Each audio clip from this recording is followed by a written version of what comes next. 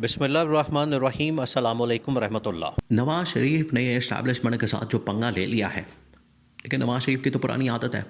और ये इससे कौन वाकिफ़ नहीं, जो पाकिस्तान की तारीख को समझता है, सियासी मामलात को समझता है, उसके ऊपर नज़र है उसकी, वो ये जानता है कि नवाज शरीफ किसी न किसी आर्मी चीफ के साथ पंगा ज़रूर लेता है। या तो जिसको लगाया होता है उसके साथ उसकी ख़राब हो जाती है, अनबन हो जाती है, या फिर जिसको लगाने जा रहा हो उसके साथ उसकी अनबन हो जाती है।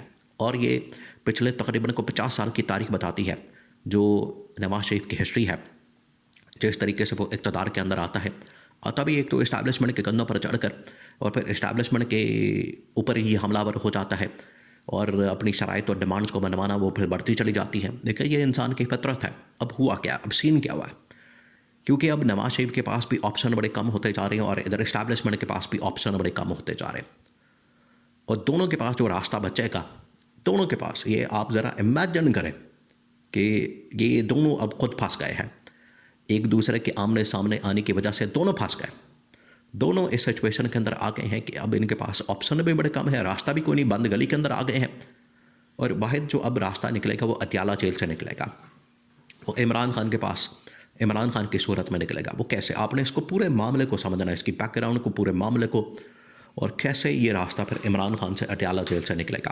हुआ ये है, देखिए, पाकिस्तान की तारीख और ख़ास तौर पर नवाज शरीफ की हिस्ट्री और नवाज शरीफ के जहन और नवाज शरीफ की जो सोच और अप्रोच है, उससे पूरी दुनिया वाकिफ़ है, पूरा पाकिस्तान वाकिफ़ है, बच्चा बच्चा जानता है। 90 से लेके 90 के अंदर इनकी गवर्नमेंट आती है, आर्मी चीफ के साथ अनबन। 97 के अंदर गवर्नमेंट आती है, आर्मी चीफ के साथ अनबन। फिर उसके बाद 2013 के अंदर इनकी गवर्नमेंट आती नवाज शरीफ की, तब भी उस वक्त की आर्मी चीफ के साथ अनबन, लड़ाई हो जाती है। और अब गवर्नमेंट तो बनाने के लिए, बतौर वज़ीर-ए-आज़म आने के लिए नवाज शरीफ ने बड़ी कोशिश की, बड़े हाथ पाँव मारे, बड़ी उसने बिलिंग डीलिंग की और सब कुछ तय किया, बड़ा उसने मामलात अपने हाथ में करने की कोशिश की, लेकिन डील नहीं हुई, मुकमका नहीं हुआ। मुकमका तो खैर हो गया, लेकिन वादा खिलाफी हो गई। जो मुकमका हुआ था बिल्कुल उसके उलट हुआ। नवाज शरीफ वज़ीर-ए-आज़म नहीं बन सका। अब ये उसके दिल के अंदर एक इंतकाम की आग मौजूद है। आप चिंगारी कह लें, आग कह लें, कुछ ना कुछ अंदर ज़रूर मौजूद है, वो भड़क रही है। और नवाज शरीफ इंतज़ार कर रहा था उस तारीख का, वो डेट का, जो कि आज आ गई, यानी कि 29 नवंबर 2025, जो कि गुजर गई, रिटायरमेंट हो गई। अब ये एक एम्पैरेसिंग सिचुएशन पैदा करनी थी नवाज शरीफ ने, वो तो उसने कर दी। और जो उसने बदला लेना था, देखेंगे टॉप लेवल के ऊपर जितनी भी सियासत होती है, आखिरकार ये आइन और कानून के मुताबिक, और इसके अंदर छोटी से छोटी बात बड़ी काउंट होती है, छोटी से छोटी बात को बड़ा काउंट किया जाता है, उसका बड़ा इम्पैक्ट होता है। और ये जो नोटिफिकेशन के बगैर जनरल आसिम का इस तरह से आना जाना, चलना फिरना और कमांड को संभालना बतौर आर्मी चीफ, अब ना आर्मी चीफ है, ना CDF है, ना उनके पास तैनाती, ना अपॉइंटमेंट, ना नोटिफिकेशन, ना उनके पास एक्सटेंशन। तो आप ज़रा इमेजिन करें कि आर्मी चीफ के ऊपर क्या गुजराई।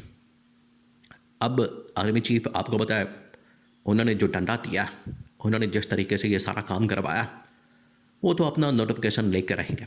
और दूसरी बात, जो नवाज शरीफ के है, उनके पास भी ऑप्शन कम हो गए हैं।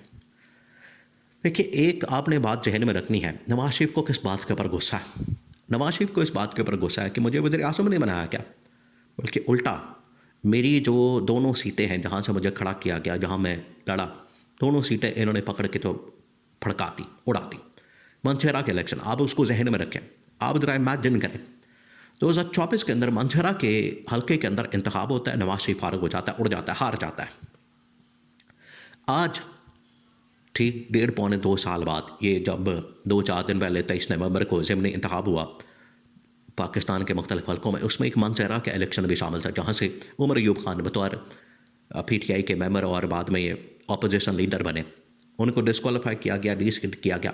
ये प्लान का हिस्सा था कि मंशेरा से उमर अयूब को कोई भी हल्का हो सकता था, वहाँ से जितवाया जा सकता था, लेकिन उमर अयूब का मंशेरा का हल्का क्यों चुना गया, वो इस वजह से कि पैगाम देना था कि हमारी मर्ज़ी है।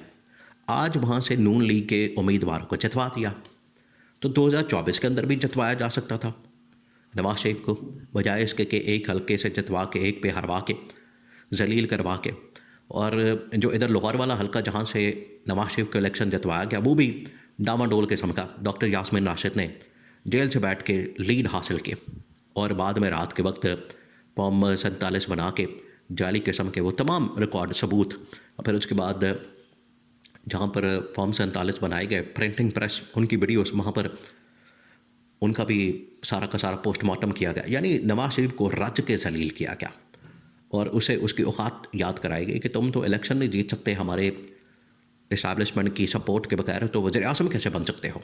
ये नवाज शरीफ को इस बात का बड़ा गुस्सा था। आज मनसेरा का वही इलेक्शन वो जीत गए, वहाँ पर हालांकि KP government PTI Imran Khan की है उसके बावजूद, तो ये इस्टेब्लिशमेंट जहाँ जो चाहे वो कर सकती है। तो ये जो इसके साथ धोखा हुआ है नवाज शरीफ के साथ, उसके दिल के अंदर वो इंतकाम की आग तो भड़क रही है। वो इंतज़ार कर रहा था कि ठीक है वो दिन आएगा जब 29 नवंबर को रिटायरमेंट होगी, अपॉइंटमेंट का मामला सामने आएगा, ठीक है ये शहबाज शरीफ ही सही, मेरा भाई तो है, मेरी गवर्नमेंट तो है पंजाब के अंदर भी, वफाक के अंदर भी, और ये वज़ीर आज़म मेरा वज़ीर आज़म है, मैं फिर उस वक्त चाल चलूँगा। तो आज देखिए नवाज शरीफ ने वो चाल चली। अब ये जो चाल चली है देखें, जब आप फिर इस तरह की हरकत करेंगे तो फिर उसका रिएक्शन और रद्द-ए-अमल आएगा। अब ये नहीं हो सकता कि नवाज शरीफ अपनी चालें चले और इस्टेब्लिशमेंट की जानिब से किसी किस्म का रद्द-ए-अमल ना आए। अब इस्टेब्लिशमेंट रद्द-ए-अमल देगी, इसकी वजह से अब नवाज शरीफ के पास ऑप्शन बड़े कम हैं, इस्टेब्लिशमेंट के पास भी ऑप्शन बड़े कम हैं। दोनों के पास जो ऑप्शन है वो वाहिद ऑप्शन बचता है इमरान खान का। अब या तो इस्टेब्लिशमेंट फारिग हो जाएगी और वो बड़ी कमज़ोर हो गई, वीक हो गई, ख़ासतौर पर जनरल आसिम की जो ताकत है, पावर है, जो पिछले तकरीबन 6 महीने 8 महीने से जो इन्होंने खुद उसके अंदर हवा भरी, अब उसको निकाल दिया। और नवाज शरीफ के पास जो ऑप्शन बचा है वो भी इमरान खान का बचा है। इमरान खान के साथ हाथ मिला के, इमरान खान के साथ इत्तेहाद करके, इमरान खान के साथ अलाइंस बना के तो हम ये आगे बढ़ सकते हैं और इमरान खान को बतौर प्लेटफॉर्म या एक फोरम के तौर पर या एक इमरान खान को वेपन के तौर पर, लेवरेज के तौर पर इस्तेमाल कर सकते हैं।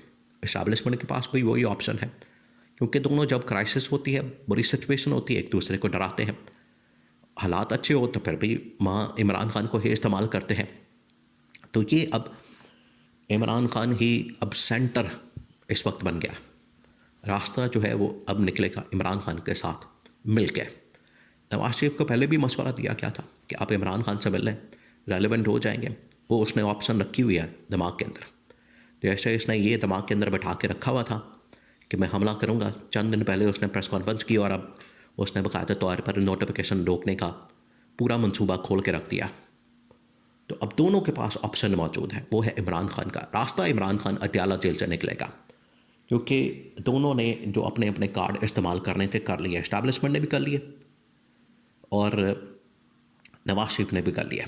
कार्ड ख़त्म हो गए हैं, अब टकराव, और टकराव के अंदर वही बचेगा जिसका इमरान खान से इत्तेहाद होगा।